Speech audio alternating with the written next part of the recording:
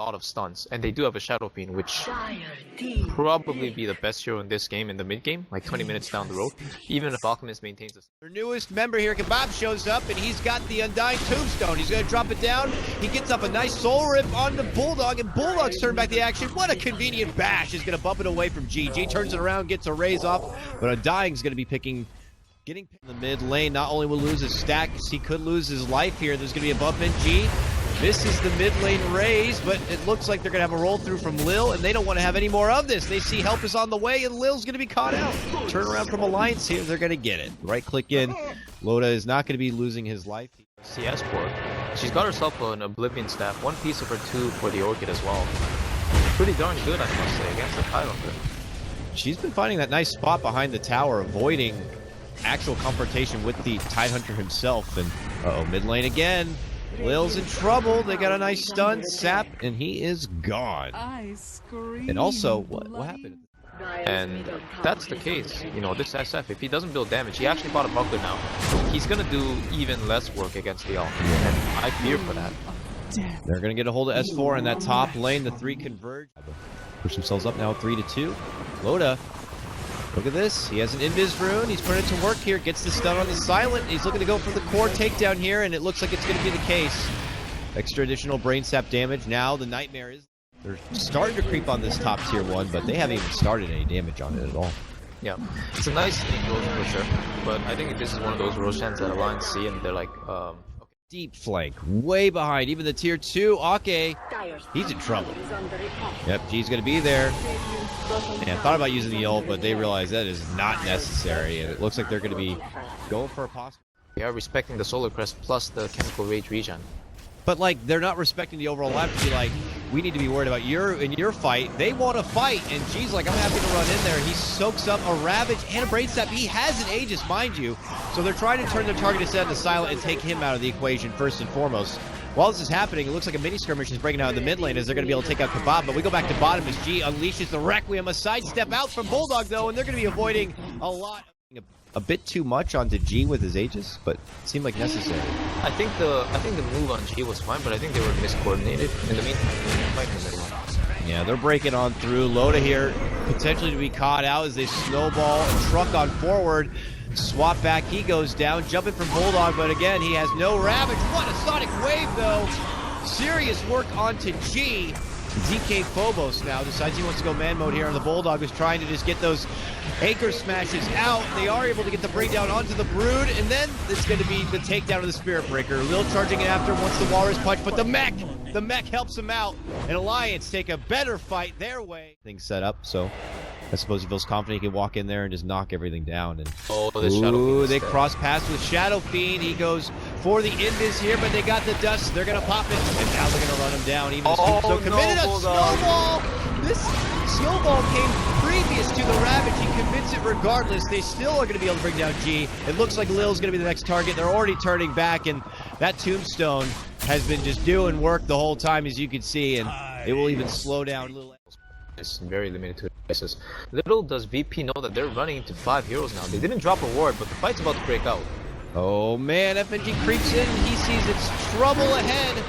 No Ravage yet for at least 10 seconds. G pops the pre-Requiem here. Nurse down their damage, slows him down a bit. Bulldog eats an uppercut, but he's happy to shrug that one off. Now they turn back. He has a 4-staff now. They're like, come this way with the snowball closer to your team so we can get all of you together. And they're looking to go for Lil. Lil will be going down. 2 go down from Virtus.pro, including they're going to be using that Orchid to get quick silences and maybe a catch on a Queen of Pain. Not happening though. 1, 1, and 2 for this Brood. He is able to kind of be sneaky and get down that tier 1, but bottom and below, his team's in trouble. There's a Fiend's Grip coming out from Akke, and Lil will be going down again. I feel like I've said that. Well, the pre-steps here from Virtus.pro, they've planned out some pretty aggressive wards if you haven't seen. They did one to even block out the full camp down here. And FNG unfortunately caught on the wrong side of the river. Here comes a Shard attempting to block some of them out, but it looks like it will help. And they'll be able to stay back and away. Oh dear, S4. And S4, what is he doing? You're late. Oh, Yules. Looks like he might be fine. Raised, he got glimmered even. He's going to be out. no trouble there, but he did force Alliance back. They're second guessing, going for the Roche. Oh, Loda not able to get the vision there to take down the Shadow Fiend, but on the other side, they are able to finish off. Virtus.pro, who want one, they know S4's not there. They're running.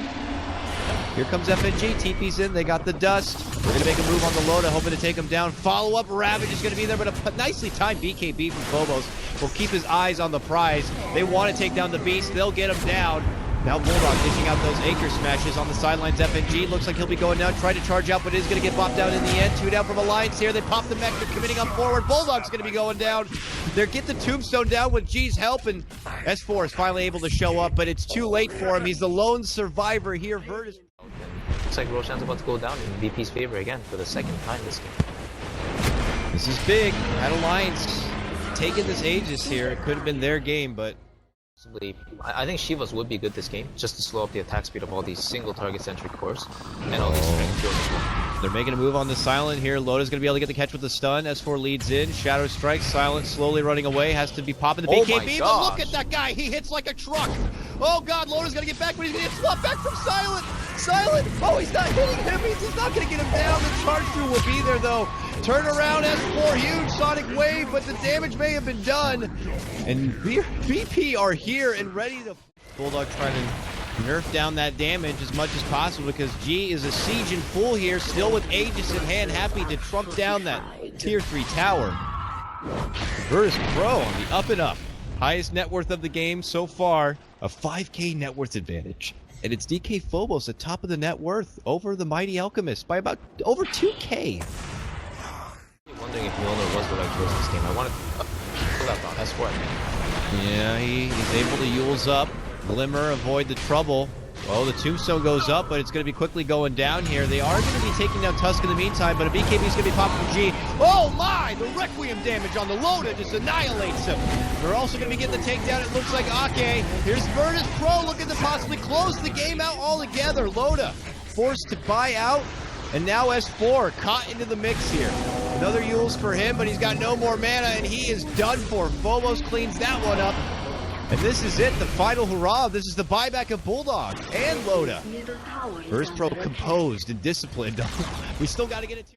For some reason, every time Loda comes in and he's starting his channel stun or he doesn't have ultimate up, and that's hold that thought, Ravage. Huge Ravage in from Bulldog. Follow up Sonic Wave. If they don't get the finish here, it's not going to be enough in the end. Silent looks like he could be first going down, makes him work for it a bit. And now the second life of G. He looks to try to impose his will on the S4 here, but he's got to make his way through Loda, and he can't do it. He's going to be going down, but Phobos doing his thing. Not going to commit to the finish on the Loda. Loda's going to be able to be forced away to safety, and now comes Tusk. Click him down with ultimate. But speaking of which, S4 might right-click down here if he's too keen on the Yeah, but the team is also coming from behind, and Akke doesn't know that Phobos was sitting there in the web ready to go. He does have the Glimmer. He's going to be fine for now, but now he looks, and this is what I'm talking about, man. Look at this fight. Luckily, turn around. Oh, they're going to be nether striking down Akke, who had a great Fiend's grip on the Phobos, so now snowballed up. Lil there to save him. They move back in and re-engage. Silence here. He pops his BKB, and now the damage to be coming out now. Phobos caught in the mix with a couple of bruisers here. Loda trying to fight him down. Phobos trying to hold on, and he's going to win. Loda's going to be going down there, and this is it. Silent, G, and company are just going to right-click through Alliance, and since they already used those, they're at the end, but he is all they got to defend here, and Clairvoyance, this may be the game for Virtus.pro. Yeah, it's very unfortunate it came this, I think that fight too, it should have looked a little bit different. So Phobos initially BKB'd when he first got caught out, and his BKB duration was over. Now Silent and SF were coming in on the form of Vengeful Spirit and Shadow Fiend. He did BKB, but Bulldog hesitated on the Ravage and ended up not casting it at all because he thought he wouldn't be able to hit them. But if he just killed the Broodmother and allowed the Alchemist to live, maybe the Alchemist would have gotten away, or possibly not, but it would have been something. I think people were just like withholding spells too much in general this game, and possibly like a lot of bad engagement really out of Alliance. So VP really snowballed after the cup fight, especially since that Roshan. Ouch. Wow, simple, right?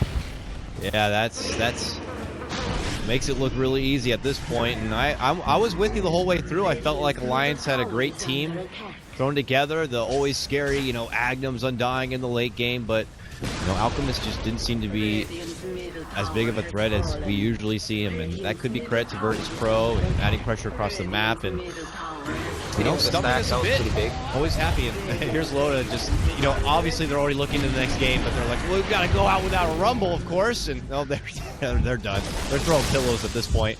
Bulldog gets off one last Mighty Ravage, but the game is over, and it's going to be Virtus.pro taking the first game of this best of 3. Woo. That was rough for Lions past 20 minutes, but B, as you mentioned, man, SF and the Bruma, they're always keeping the top of the net worth. They really did play it well, and I didn't think I saw too much of the impact coming out of the Vengeful Spirit, but it did give them the early Roche. And again, dkphobos, man, he really did play this game extremely well, and I think the stats reflect that as well.